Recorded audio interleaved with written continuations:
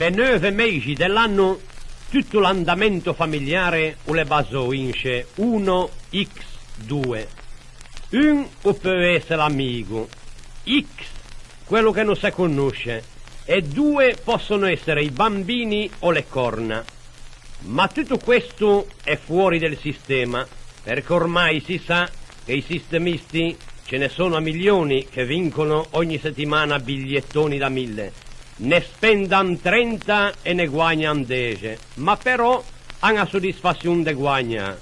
Ed è anche logico che con i sistemi, quando guagna un, guagnan tutti, così avanzano de ratella. Da notare però che le vincite di 10, 20, 30, 40, 60 milioni le fanno solamente quelli che giocano a 2 o 3 schedine a vanvera. Ciò significa che la fortuna è guerza e a domenica dopo pranzo a se ne a piccare porte.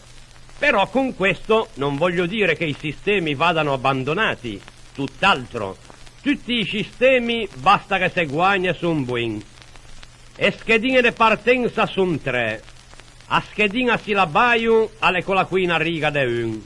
A schedina enigma alle quella qui in riga de x. Mentre a schedina qui in riga de 2 alle quella con l'artrite.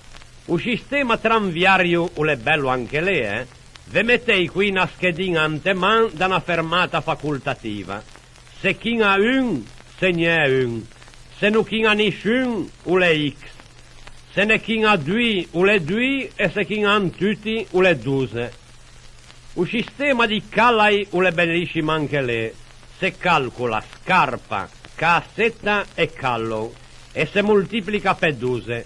Poi se leva scarpa e resta a cassetta.